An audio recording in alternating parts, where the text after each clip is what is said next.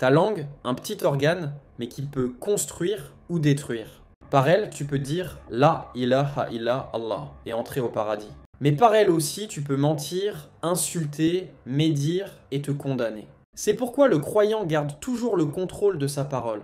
Allah dit dans le Coran, l'homme ne prononce pas une parole sans avoir auprès de lui un observateur prêt à l'inscrire.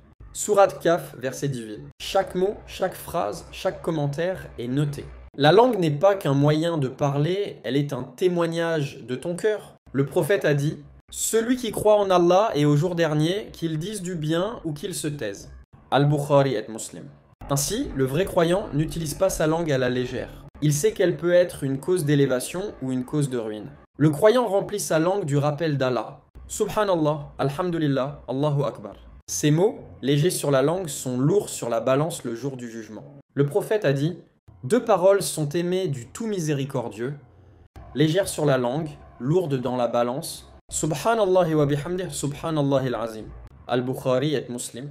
La langue du croyant ne s'use pas à parler pour rien, mais à rappeler Allah, à encourager, à réconcilier, à enseigner le bien. Le prophète a dit à Mu'ad, radiyallahu anhu, « Retiens ceci ». En lui montrant sa langue, Mu'ad demanda « Au messager d'Allah, serons-nous tenus responsables de ce que nous disons ?» Le prophète répondit « Que ta mère te perde, ô Mu'ad, les gens seront jetés en enfer sur leur visage à cause des paroles qu'ils auront dites. » At-Tirmidhi.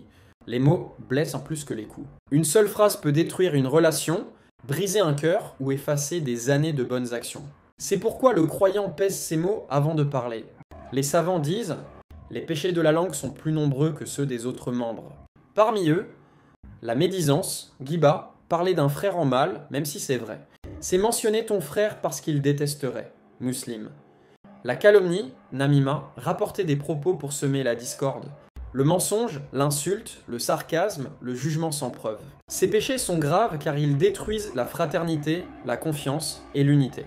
La langue du croyant encourage, ne rabaisse pas. Rappelle Allah, ne distrait pas. Apaise, ne divise pas. Dis la vérité même si elle dérange.